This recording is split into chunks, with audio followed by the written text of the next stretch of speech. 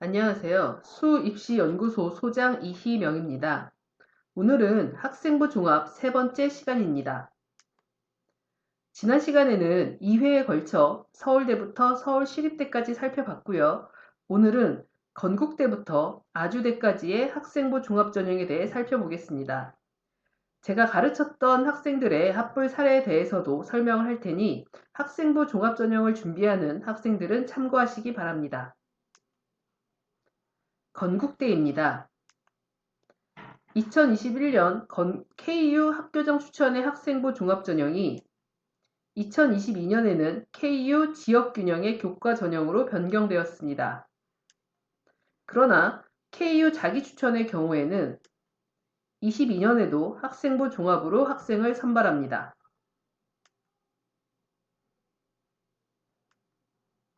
21년 KU 자기추천은 850명을 서류와 면접으로 선발하고요. 22년에는 790명을 같은 방식으로 선발합니다. 건국대 KU 자기추천의 합불 사례를 살펴보겠습니다. 사회환경공예 1.9등급 학생이 1단계 합격을 했습니다. 이 학생은 전공 관련 동아리가 있었고 과목 세특에는 전공 관련 조사 내용은 많지 않았습니다. 이 학생은 1단계 합격을 했지만 면접에는 참여하지 않았습니다. 그 이유는 더 좋은 대학에 면접 전에 이미 합격을 했기 때문입니다. 같은 학과의 3.2등급 학생도 1단계 합격을 했습니다. 이 학생은 전공 관련 동아리뿐 아니라 거의 모든 과목 세특에 전공 관련 발표를 합니다. 즉, 전공에 대해 많은 조사를 한 학생이 내신의 1.3등급 정도를 극복한 것입니다. 반면 2등급 학생은 같은 학과를 1단계에서 떨어집니다. 이 학생은 전공 관련 활동이나 발표가 없습니다. 이 학생의 경우는 수시 원서를 지원한 후에 저에게 온 학생인데 전년도 합격생의 내신을 보고 본인의 내신이 그것보다 좋다는 판단에 지원을 했다가 1단계에서 떨어집니다.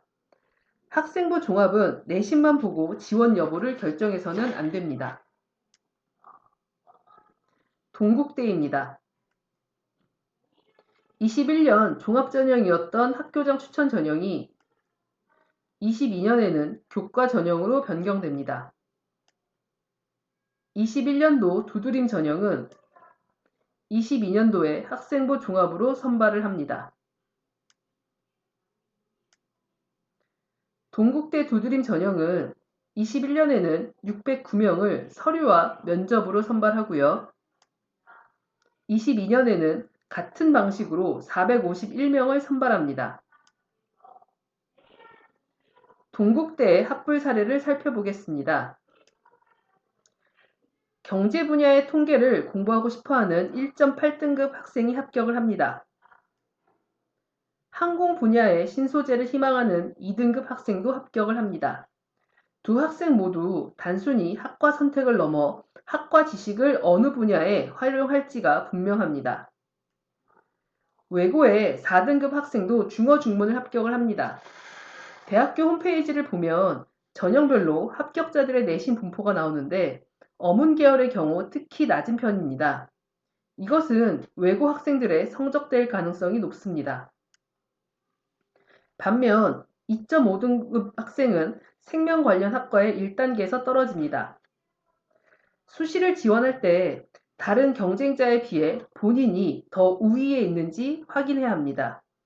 생명이나 화학 등은 인기학과이기 때문에 계열 내신 컷도 높습니다. 인기학과에 비교적 낮은 내신의 학생이 합격을 했다면 전공 관련 중점고 학생이거나 전공 관련 내신과 활동이 아주 뛰어난 학생일 가능성이 높습니다.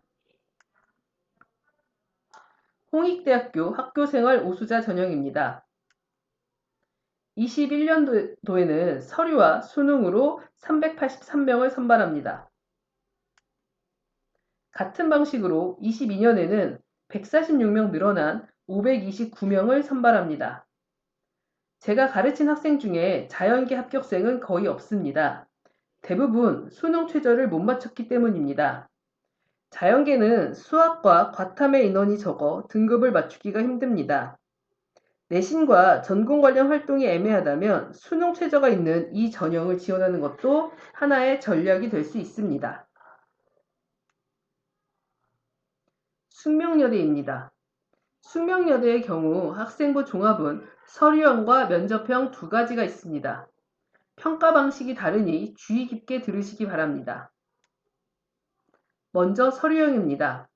21년도는 423명을 서류만으로 선발을 합니다. 22년도도 같은 방식으로 343명을 선발을 합니다.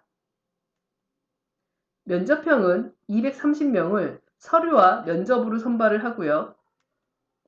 22년도에는 185명을 같은 방식으로 선발을 합니다. 서류형은 평가 항목 중에 전공 관련 비율이 50%입니다. 외고 학생을 포함해서 전공 관련 활동이 많은 학생이 지원하기에는 적합한 전형입니다. 면접형은 기본 학업 역량이라고 하는 계열 내신이 중요한 전형입니다. 여기에 표현된 지적 호기심이라는 것은 교과 지식이나 학생이 한 활동에 대해 궁금증을 가지고 책, 인터넷 강의 등을 포함해서 공부한 과정을 말합니다. 대학은 기본적으로 공부를 하는 것이기 때문에 대학의 주요 평가 항목이기도 합니다. 인하대입니다. 인하대 역시 숙명여대와 마찬가지로 학생부 종합이 인하미래인재와 학교장 추천 두 종류가 있습니다. 21년도 인하미래인재는 서류와 면접으로 948명을 선발을 하고 22년도에는 같은 방식으로 834명을 선발합니다.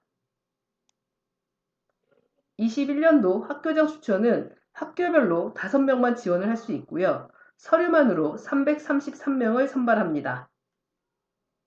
22년도에는 인하참인재 전형으로 전형명이 바뀌었고요. 같은 방식으로 286명을 선발합니다. 다만 학교별 추천 인원의 제한은 없습니다.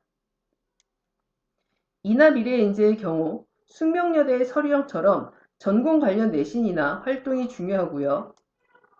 인하참인재의 경우 숙명여대 면접형처럼 계열 내신과 공동체 활동 등이 중요합니다.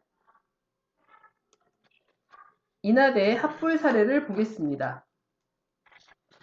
합불 사례 중에 학생부 종합전형의 특징을 보여주는 사례만 설명하겠습니다. 국영수사 내신이 2.0이면서 수학 내신이 1.2인 학생은 경제학과에서 1단계에서 떨어집니다. 이 학생의 경우 경영이나 경제 관련 활동이 1, 2학년 때는 없고 3학년 때는 약간 있습니다. 그러나 2.6등급인 학생은 1학년 말부터 경제 관련 조사나 동아리 활동이 있었는데 이 학생은 경제학과의 1단계 통과를 합니다. 이 학생의 경우는 1단계 통과는 했지만 면접은 가지 않습니다.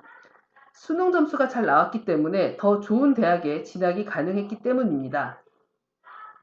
많은 학생들이 수시 지원을 할 때 전년도 내신의 합격서만 보고 지원하는 경우가 많습니다.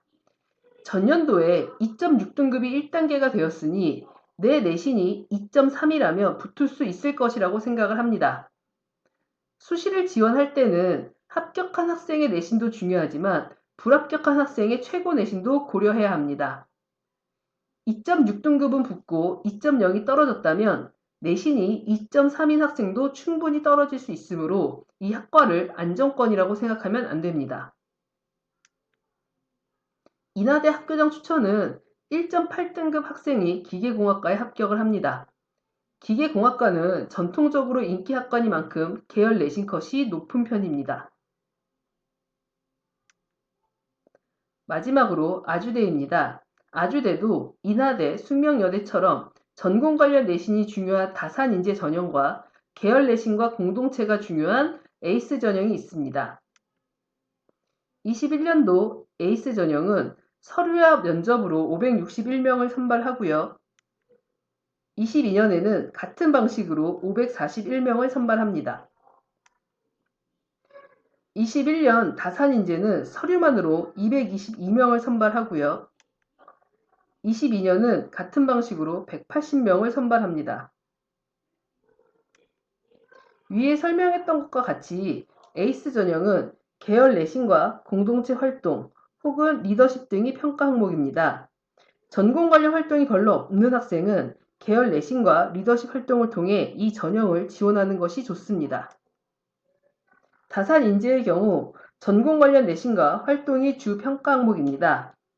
즉, 학생들은 계열 내신과 리더십 활동을 하던 전공 관련 내신과 활동을 하던 선택을 해서 둘 중 하나라도 해야 합니다. 학생들이 이도저도 제대로 하지 않는다면 대학에서 뽑아주지 않는다는 것을 명심하시기 바랍니다. 다음 시간은 학종 마지막 시간이고요. 단국대부터 세종대까지 살펴보도록 하겠습니다.